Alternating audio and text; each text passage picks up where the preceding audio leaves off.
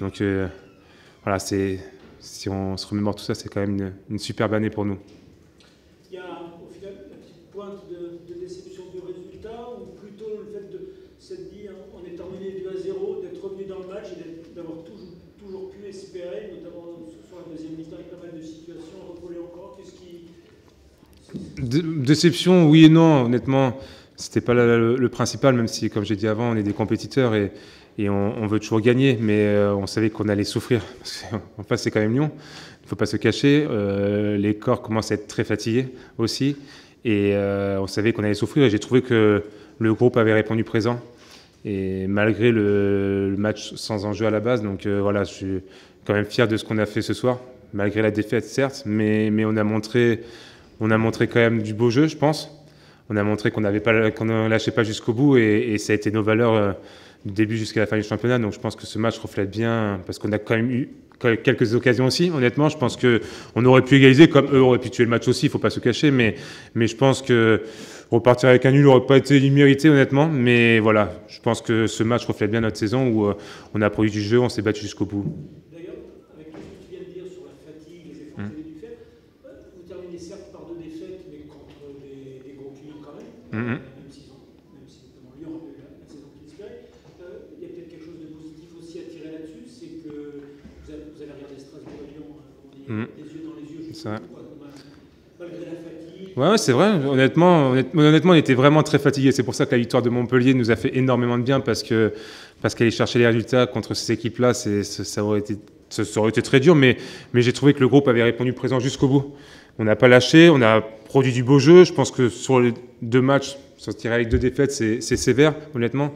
Donc voilà, mais on a montré encore une belle image de nous, et voilà, j'espère que ça sera encore la même chose l'année prochaine. C'est bien de partir sur une bonne note, au moins au point de vue du jeu et au point de vue de la mentalité. Alors oui, une bonne note au point de vue du résultat, c'est pas le cas, mais au moins on a montré des belles choses et je suis fier quand même de ce groupe, honnêtement.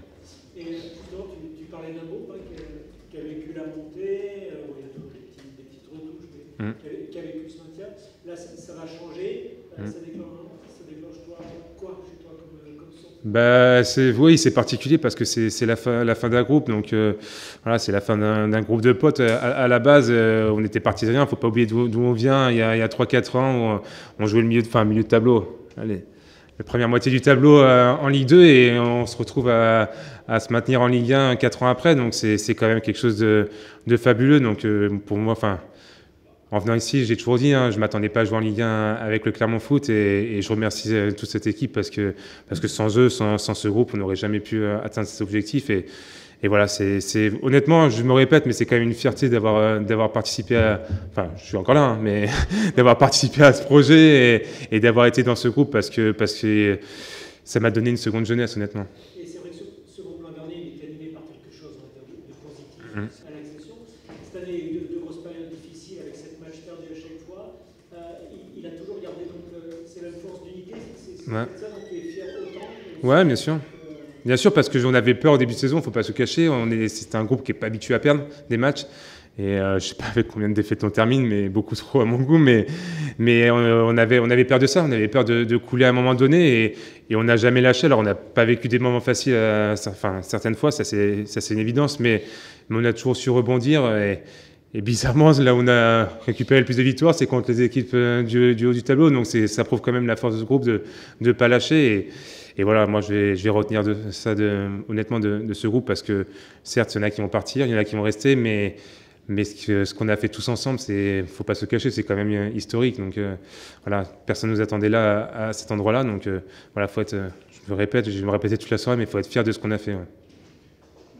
Tu parlais de la saison passée en Ligue 2, dont 4000 personnes, à part la période Covid, quoi.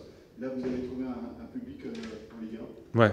Ouais, je l'ai dit aux journalistes d'Amazon là, après le match, j'ai dit, moi quand j'ai signé ici, 3-4 000 et encore, c'était généreux des fois. Donc voilà, là, le stade est plein à tous les matchs. Alors oui, c'est de la Ligue 1, mais quand on voit comment ils nous supportent, ça nous a aidé. Ça nous a aidé à des moments et on aura encore besoin de l'année prochaine, mais je les en remercie pour cette année parce que c'était une force supplémentaire Et je sais qu'ils aimeraient qu'on gagne plus de matchs, ça c'est une évidence.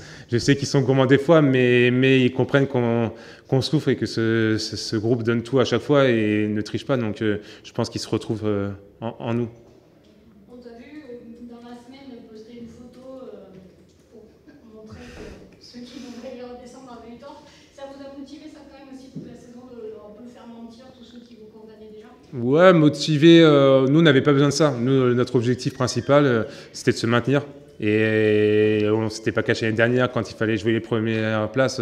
On a toujours des objectifs élevés et tout le monde, certes, nous voyait couler. Donc oui, ça nous a aidé à un moment donné.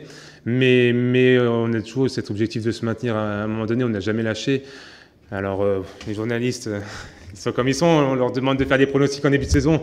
Je me mets à leur place. On voit le petit Clermont qui arrive. C'est normal qu'il y ait des jugements là-dessus. Mais on n'a pas dérogé. Enfin bref, on a continué à jouer notre jeu. Je suis fatigué, je suis énormément fatigué. Et on a continué à jouer notre jeu du début jusqu'à la fin du championnat avec nos qualités et nos défauts. Et on a prouvé qu'on pouvait se maintenir en jouant comme ça. Bonjour Chaz. Bonjour. Tu me posais une question?